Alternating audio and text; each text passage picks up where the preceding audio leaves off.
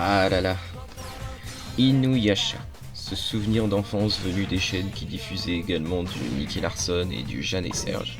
Me jugez pas. Attention, attention, je vais pas parler ici de l'animé mais du manga, dont je me suis bien farci les 56 tomes, et qui me laisse penser que cette œuvre est l'une des plus sous-cotées de l'histoire. Doucement Mélo, tu t'apprêtes à exagérer encore plus qu'un Marseillais.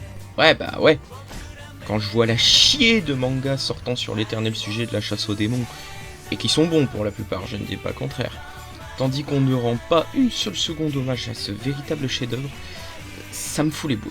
Je veux dire, Dragon Ball reçoit tous les hommages dans les Neketsu actuels, mais Inuyasha ne reçoit rien dans le milieu démoniaque. Mélo enfin. Un peu d'objectivité sera bienvenue pour cette nouvelle analyse, pas juste de l'émotionnel. C'est vrai. Reprenons donc au commencement.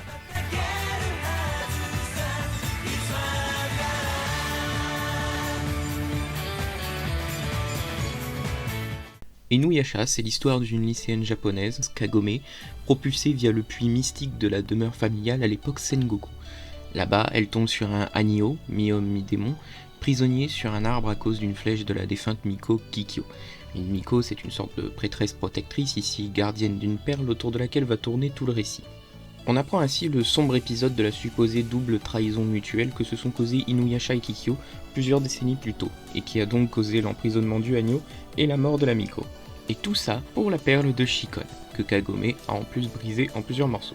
Bref, jusque-là, rien de dingue. On a un fil rouge né de la perle de Shikon, agrémenté d'une romance interdimensionnelle sur fond de drame relationnel et de traumatisme passé. Franchement, on a vu plus original. Ouais. Là, ouais, ça se complique. Et oui, entre la Kikyo qui revient de parmi les morts telle une star des hip-hop des années 2000 et l'existence d'un grand méchant comploteur à l'origine de la double trahison précédemment citée, oulala, oui, de romance basique, on se retrouve non pas avec un triangle amoureux, mais avec un putain de carré magique amoureux méchamment toxique. Et ce, toujours comme agrément du fil rouge de la perle de Shi. Ah bah non, en fait, ça change aussi tout au problème de la perle. Et c'est bien cela la force du récit Inuyasha. Chaque nouvel arc, chaque nouvelle révélation, chaque nouvel événement, chaque nouveau rebondissement vient ajouter de la profondeur au récit principal.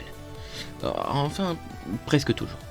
Au cours de l'histoire, on est rapidement réaxé sur Inuyasha comme personnage principal si l'on suit celle-ci du point de vue neketsuesque, si j'ose dire. Mais il s'agit toujours des aventures de Kagome en premier lieu, et ça se voit un minimum.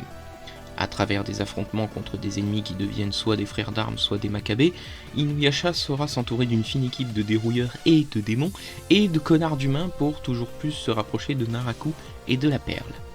À travers le renforcement de son sabre, le Tessaiga, de son couple avec Kagome et de sa sociabilité, Inuyasha évoluera non pas de Hanyo à démon ou de Hanyo à humain, mais d'enfant à homme. Cela donnera lieu à autant de phases sérieuses qu'humoristiques et à une bonne dose de prise de tête amoureuse et aussi morale, comme par exemple avec Kohaku, petit frère de Sango, le tout avec une qualité remarquable. Autre grande force d'Inuyasha, ses personnages. Inuyasha apprend la quête autonome de la sagesse et de l'autodiscipline par le développement du Tessaiga, à être plus sociable dans l'intérêt de l'avancée de ses objectifs, et à être plus doux en amour pour obtenir indulgence et compréhension. Sango apprend à différencier devoir moral et devoir loyal, et apprend à aimer un homme qui, sous couvert de n'en avoir aucun, a en réalité les deux. Miroku est un archétype de jeune homme pervers mais bon et juste, et dont les travers trouvent leur source dans un passé plus que difficile. Et le gaillard nous donne une leçon de sens du sacrifice au passage. Kikyo est l'un des personnages les plus réussis, d'abord de par sa résurrection d'emblée problématique, de par sa progressive descente aux enfers, de par son goût nouveau pour l'égocentrisme et son désir de seconde chance avec Inuyasha, et enfin de par sa réascension morale aux environs du deuxième tiers du récit. Naraku, le méchant absolu, et ses sidekicks incarnant chacun des facettes de sa personnalité et sa capacité, tout comme Inuyasha, à se développer encore et encore par de l'auto-examen. Et enfin, c'est Shomaru, le personnage le mieux développé du récit selon moi, bien qu'il ne soit pas mon favori pour autant. Sesshomaru se pose dans un premier temps comme un ennemi de son propre frère, Inuyasha, avant d'entamer un périple parallèle et embrumé qui le poussera à se développer lui aussi en tant qu'adulte, si j'ose dire, à travers l'affinage du Tenseiga, sa relation avec son frère cadet du coup, sa relation adoptive avec une fillette qui est indirectement sa pureté, et plus surprenant encore, à travers une sorte de relation de séduction lointaine avec Lady Kagura, alter ego le plus indépendant de Narako s'il en est, qui a, elle, pour effet de lui faire connaître la douleur de perdre un être cher. Enfin, dernière grande force de ce récit, sa fin. Et oui, rares sont les récits dont la fin est à la hauteur du reste. La difficulté d'écrire une fin est toujours très particulière. Et ici, Takahashi nous démontre son talent d'écriture dans toute sa splendeur. Le plot twist Kikyo Kohaku est absolument exceptionnel au vu des développements individuels de ces deux personnages. Et la fin beaucoup plus philosophique, offerte non pas par Naraku mais par la perle elle-même, me fait me demander, encore une fois, comment cette œuvre a pu ne pas être prise en exemple par celle d'aujourd'hui. Si je devais établir des mauvais points à ma lecture, et il y en a, il se résumerait ainsi. Le développement de Kagome est un peu trop cucu et ne me semble pas utile au récit. De nos jours, le personnage principal aurait dû être Kikyo et l'Amiko qui rivalise avec elle aurait ainsi pu être la créatrice de la perle. 56 tomes, c'est trop long pour cette histoire-là. Certains arcs m'ont semblé certes voulus mais trop décalés ou répétitifs. Ce qui m'amène aussi à souligner la présence de répétitions narratives, des leviers narratifs usés et réusés si vous préférez, malvenus. Certains méchants, notamment humains, ont des motivations qui ne sont plus crédibles de nos jours, ce qui peut impliquer qu'Inuyasha est un peu mal vieilli, tout comme beaucoup de classiques. Mais en réalité, la seule chose que j'aurais à reprocher, moi, à cette œuvre, c'est d'avoir cherché compliqué et bankable par l'introduction du personnage de Kagome et d'un lien passé Sengoku présent moderne dans un récit qui aurait peut-être un peu mieux fonctionné sans elle.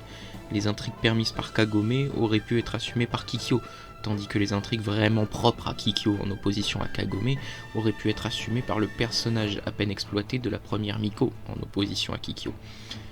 Plus simplement, Rumiko Takahashi a sans doute pensé ou estimé nécessaire de raconter l'histoire du point de vue d'un personnage venu de l'époque moderne pour favoriser l'accroche du lecteur à ce récit situé dans un lointain passé. Et il faut bien admettre que cela participe tout de même à l'identité atypique de son œuvre, à ce qui fait qu'on la reconnaît tout de suite. Mais c'est à mon sens un détour maladroit, un os à ronger qui perd de sa légitimité au fil de l'histoire. Néanmoins, je le répète, la fin du récit, Kagome comprise dedans, et la signature d'une véritable masterclass, d'une formidable œuvre bande dessinée d'un passé lointain mais pas trop. Le combat final est absolument dantesque et captivant. La phase finale avec la perle est parfaitement pensée.